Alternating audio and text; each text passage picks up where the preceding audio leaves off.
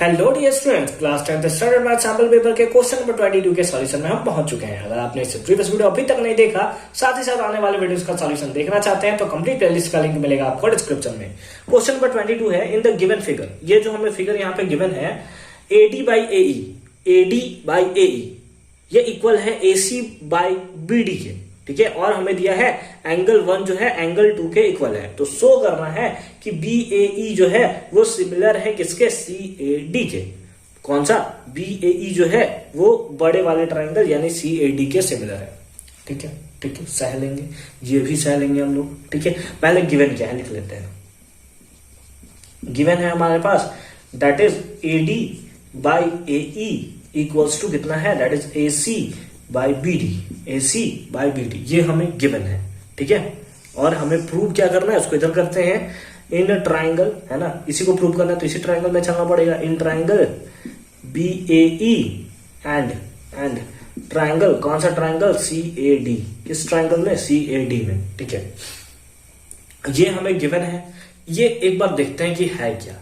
AD by AE यानी कि बड़ा ट्राइंगल बाई छोटा ट्राइंगल, ये तो यहां पर भी हम लोग यूज कर सकते हैं। Divide by AC by BD, AC by AB। ओहो, अगर हमारे पास AC बाई अगर AB आ जाता, क्या आ जाता, AD, है ना। सिंपली आप देखो क्या दिया हुआ है, AD बाई AE, बड़ा ट्राइंगल डिवाइडेड बाई छोटा ट्राइंगल, है ना। बड़ा ट्राइंगल डिवाइड बाई छोटा ट्राइंगल, ठीक है। बड़ा एंगल डिवाइड बाई बड़ा साइड डिवाइड बाई छोटा साइड। उसी टाइप से बड़ा साइड दैट इज AC, तो इसका छोटा साइड होगा दैट इज AB। लेकिन हमारे पास AB के प्लेस पे क्या दे दिया है, AD दे दिया है, यही थोड़ा कंफ्यूजन है। बाकी तो सारा ठीक है।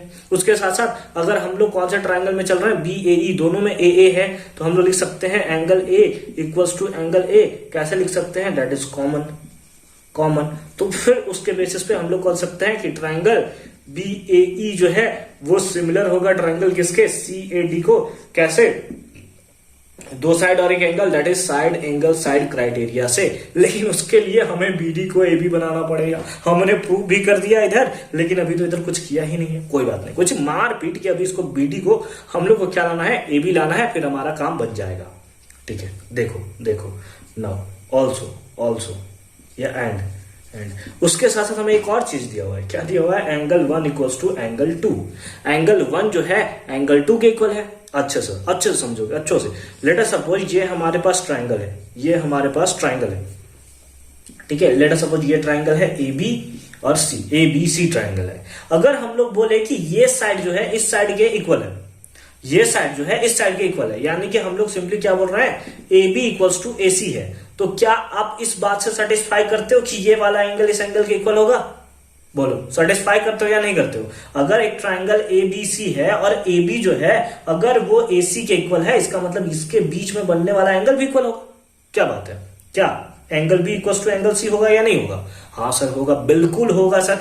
ट्राइंगल के प्रॉपर्टीज में तो आपने पढ़ रखा है ना कि अगर दो साइड्स इक्वल है तो वहां पे बनने वाला एंगल्स भी क्या होता है, इक्वल होता है। ठीक, अच्छी बात है। यहां पर वही चीज तो है, यहां पे हमें एंगल बोला है, इसका मतलब ये साइड जो है इस साइड के सिमिलर तो होगा ही ना। बस इसका अपोजिट समझो कि अगर ये साइड इस साइड के इक्वल होता तो 1 इक्वल्स टू 2 होता। हमें ये दिया हुआ है, इसका मतलब हम लोग बोल सकते हैं कि AB जो होगा वो BD के इक्वल होगा, ठीक है। AB जो होगा किसके इक्वल होगा, BD के इक्वल होगा। देयरफॉर हम लोग बोल सकते हैं, क्या बोल सकते हैं कि AB इक्वल्स टू कितना, that is BD। AB equals to कितना, BD बोल सकते हैं, है ना, बोल सकते हैं ना। अगर एंगल 1 एंगल 2 के इक्वल है तो AB इक्वल्स टू BD होगा, ठीक है, अच्छी बात है। अब AB इक्वल्स टू BD हुआ तो BD के प्लेस पे हम लोग AB पुट कर सकते हैं क्या? हाँ सर कर सकते हैं। हो गया प्रूव, हमारा प्रूव तो हमने पहले ही कर रखा था, ठीक है। तो इस टाइप से अगर आपने प्रूवमेंट कर दिया एग्जामिनेशन में, एकदम तो हल्का मच जाएगा भाई एग्जामिनेशन में। बोला क्या खतरनाक बच्चा है यार, ये पहले प्रूव कर लेता है उसके बाद दोनों को इक्वल लाता है, ठीक है। तो आप ऐसे सॉल्व कर सकते हो। मैंने आपको बस बता दिया, कंफ्यूजन ना हो, एकदम माइंड में कंफ्यूजन ना हो, इसलिए मैंने आपको बता दिया। पहले यहां बता दिया AB इसलिए आया क्योंकि बड़ा साइड का रेशियो डिवाइड बाई छोटा साइड का रेशियो है, तो बड़ा साइड का रेशियो डिवाइड बाई छोटा साइड का रेशियो अगर हमारे पास आ जाएगा तो फिर हमारा काम बन जाएगा। ये साइड से हो गया, एक हमने एंगल A को कॉमन ले लिया तो ये हमारा प्रूव हो गया, ठीक है। आई होप कि क्वेश्चन नंबर 22 का भी कॉन्सेप्ट आपको अच्छे तरीके से क्लियर हुआ होगा। मिलते हैं आपसे अगले वीडियो में क्वेश्चन नंबर 23 के सॉल्यूशन के साथ। तब तक के लिए अच्छे से पढ़ाई करते रहिए। All the very best. और कंप्लीट लिस्ट का लिंक मिलेगा आपको डिस्क्रिप्शन में।